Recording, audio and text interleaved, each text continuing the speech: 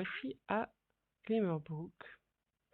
Comme vous l'avez pu voir dans la petite vidéo, il a envoyé un petit message à l'école comme quoi il prenait un jour de congé pour maladie aujourd'hui, sans vraiment le dire à sa sœur, qui est partie, elle, au lycée. Il a fait croire qu'il partait aussi, et finalement, il n'est pas parti.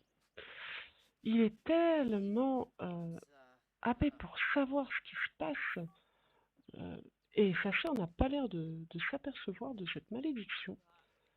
Est-ce qu'il serait le seul à le voir? Il regarde un petit peu, voilà, ce qu'il y a dans les alentours.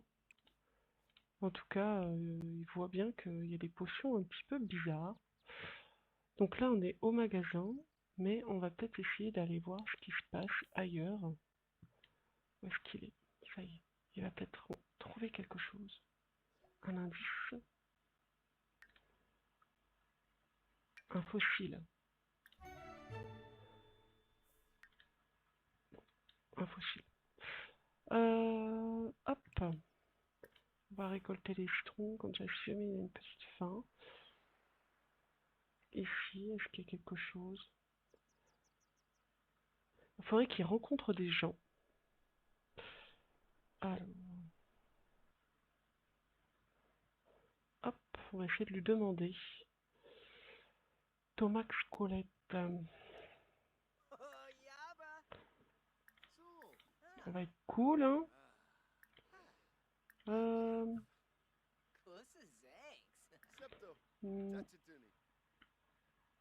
va faire connaissance.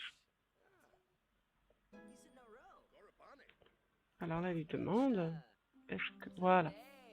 Il a l'air d'accord. Oh! Ah bah non. Ah bah, il est parti, il avait pas le temps. Ici. Aller à la résidence. Frapper à la porte. C'est comme ça qu'on commence, hein. On nous demande d'entrer. Oh là, les travaux sont pas encore finis. On va essayer de parler avec la jeune femme, la maman.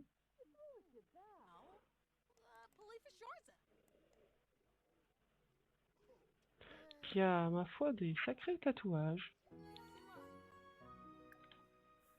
Alors, on va déjà raconter une petite histoire drôle pour détendre l'atmosphère. Ah, présentation amicale aussi, tiens.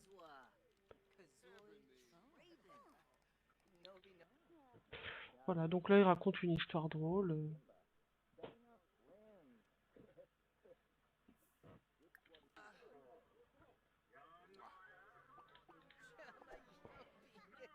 Ah bah tiens, il va discuter avec lui. Il a l'air d'avoir le même âge, c'est un ado. Peut-être qu'avec lui, il aura plus de... Voilà. Pam, partager des photos. Donc il va lui demander. Là, il lui parle un petit peu de la lumière et tout ça. Alors il dit qu'il y a effectivement des écrivains qui ont parlé de cette lumière. Alors il dit qu'effectivement, il y a une forêt ici qui est un petit peu spéciale, qui s'illumine la nuit de temps en temps. Une fois toutes les saisons, automne, printemps, elle s'illumine. À lui dire, il lui dit qu'il est super content, qu'il est, voilà, qu'il est heureux d'avoir discuté avec lui.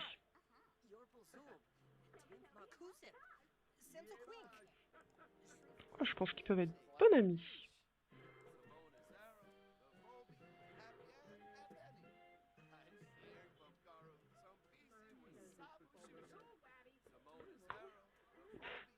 Bon, alors, c'est bien gentil tout ça, mais je pense que il va aller visiter cette forêt. Qui c'est ça? Ah, tiens, il va aller se présenter. Parce que là, il veut vraiment, vraiment. Il a la journée, il n'a pas plus de temps que ça. Il faut vraiment qu'il trouve quelque chose. Il va parler avec cette jeune fille. Voilà.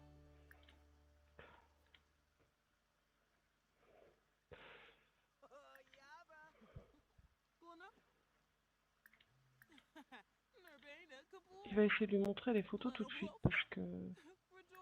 Voilà.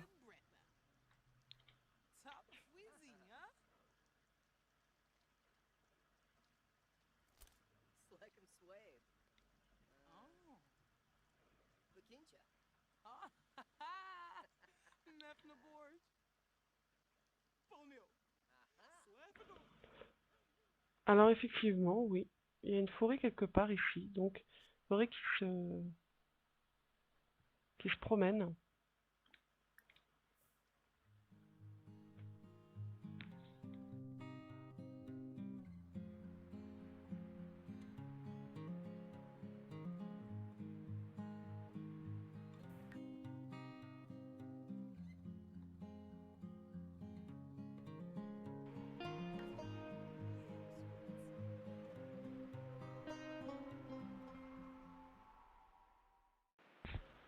Alors là, il se retrouve devant la porte magique. Est-ce qu'il rentre? Est-ce qu'il ne rentre pas? Allez, il va rentrer. On l'a vu paniquer. Oh,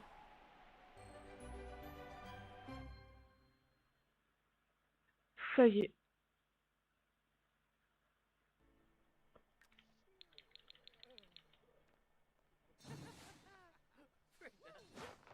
Il ressent un grand coup de fatigue. Il se prend en photo. Je pense qu'on va laisser Jack découvrir tranquillement ce monde parce qu'elle se sent un petit peu tout chose, un petit peu euphorique. Et quelque chose en lui se passe à l'intérieur de ce monde magique.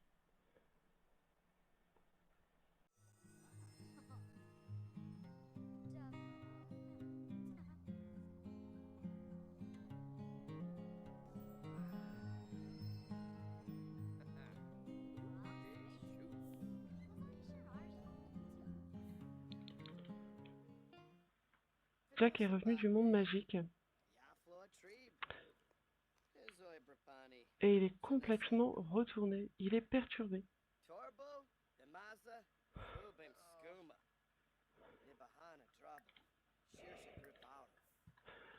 Il est complètement retourné parce que, en allant dans le monde magique, il a senti comme une chaleur, quelque chose de... quelque chose de familier. La malédiction qui lui était arrivée a disparu. Et il a l'impression que s'il croisait ses parents, il les reconnaîtrait. C'est comme si quelque chose était de nouveau né en lui. Il voudrait en parler à sa sœur, mais elle n'est pas encore rentrée du travail. Nathalie réveille son frère. Oh, tu me sens pas très bon. Ah, je suis fatiguée.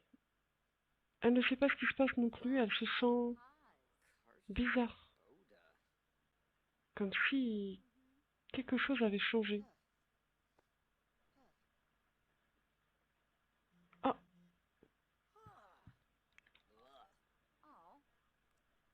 ça y est, des informations sont arrivées. Des parents recherchent leurs enfants. Eh bien, c'est sur une Nathalie, exténuée, fatiguée par toutes ces histoires, que nous allons nous quitter. Nous espérons que les parents de Nathalie et de Jack les retrouveront. Puisque maintenant, il y a une affiche portée disparue qui recherche non plus 2 enfants, mais une adulte presque et un adolescent.